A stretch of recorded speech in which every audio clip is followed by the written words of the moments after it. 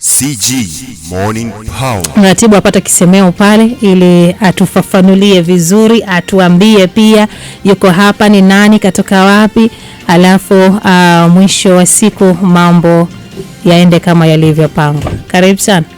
Asante sana ndugu mtangazaji. Kwa majina naitwa Masunga Selemani. Taaluma yangu ni afisa afya, lakini na ratibu huduma za chanjo mkoa wa Tabora. Kwa sasa. Ndio. Oh. Karibu sana. Daktari pia tufahamu. Asante sana ndugu mtangazaji. Kwa majina naitwa Dr. Nasoro Ismail Kaponta. Mimi ni mratibu wa elimu ya afya kwa umma mkoa wa Tabora. Karibu sana. Asante sana. Japo huwa tunasema ladies first, sawa tu kwa sababu umeamua kunifanyia ukatili. Karibu madam, na wewe wana Tabora wakusikie. Asante sana mtangazaji.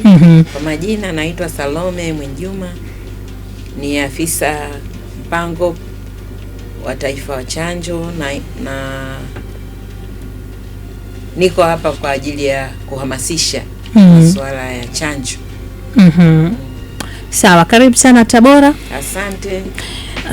Tukienda moja kwa moja kwa sababu ya kukomboa wakati, tunatamani pia kufahamu kwa yule ambaye anatusikiliza kwa mara ya kwanza kabisa nasikia chanjo ya polio, tufahamu polio ni nini kwa haraka, halafu tuje sasa kwenye lengo ambalo limekusudiwa.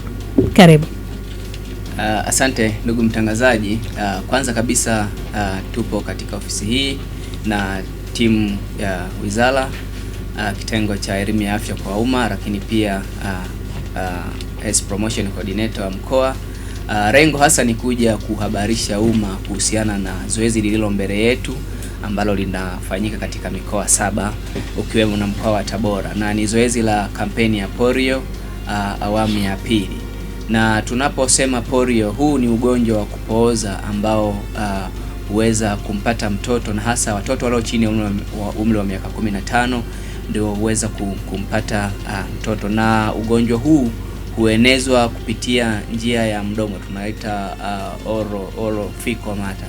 Kwa hiyo mtoto anapopata kula chakula ama kunywa maji ambayo tayari yamekwisha kuchafuliwa na virusi wa polio, huweza kusababisha kuingia moja kwa moja mpaka kwenye tumbo, na virusi hawa wanapoingia tumboni huenda kuzaliana, na wanapozaliana kupelekea sasa kuweza kuingia mpaka kwenye mfumo wa damu, kwa sababu unapokula chakula, unapokunywa maji, mmeng'enyo wa chakula unapofanyika, chakula kile hufyonzwa na huweza kuingia moja kwa moja sasa kwenye mfumo wa damu. Kwa hiyo virusi hawa pia huweza kuingia mpaka kwenye mfumo wa damu, ambapo sasa huweza kusababisha sasa mtoto aweze kupooza, na pale inapotokea mfumo wa neva za fahamu unapoweza kushambuliwa, na inapelekea sasa mtoto anaweza kupooza aidha mkono au mguu au vyote kwa pamoja.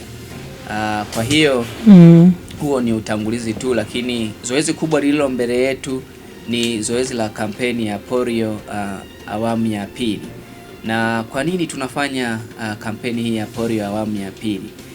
Ikumbuke kuwa tuliweza kufanya kampeni ya polio awamu ya kwanza, na tuwapongeze wananchi kwa mwitikio wao mkubwa kwa namna ambavyo waliweza kujitokeza na kusaidia watoto kuwaleta kwenye huduma na kuweza kupata hii chanjo ya polio ya awamu ya kwanza. Na kama mkoa tunashukuru Mungu, tuliweza kufanya vizuri na tuliweza kuchanja watoto 1,492,080, ambapo walengwa walikuwa ni 1,275,243. Kwa hiyo hii iliweza kutupa jumla ya 117% kwa zoezi la raundi ya kwanza. Kwa hiyo sasa tumeweza kuwapa watoto kinga ya dozi ya kwanza kwa hawa watoto wenye umri lengwa ambao ni chini ya umri wa miaka 15, chini ya umri wa miaka 10. Tumeweza kuwapa chanjo hiyo ya awamu ya kwanza. Tunaenda sasa kuwapa chanjo awamu ya pili kwa maana ya dozi ya pili, ili sasa tuweze kutengeneza kinga kamili. Tunasema wanapopata dozi ya pili wanakuwa wametengeneza kinga kamili na wanakuwa wametengeneza kinga katika jamii, tunaita herd immunity. Kwa hiyo hii itaweza kuwasaidia wasiweze kupata maambukizi ya hawa virusi vya polio. Lakini pia tunaikumbusha jamii pia hata kwa watoto ambao walikuwa hawajapata kabisa chanjo ya raundi 1 kwa maana ya awamu ya kwanza, nao pia itakuwa ni muhimu kuweza kupata hii chanjo, ili na wao kwa kuwa wanaweza wakawa kwenye mazingira ambayo yanaweza kawasababisha kupata maambukizi. Hiyo dozi moja at least inakuwa inawasaidia, kwa sababu tayari hili kundi kubwa tumeshalichanja kwa dozi ya pili na tayari kinga ya jamii inakuwa imeshatengenezwa.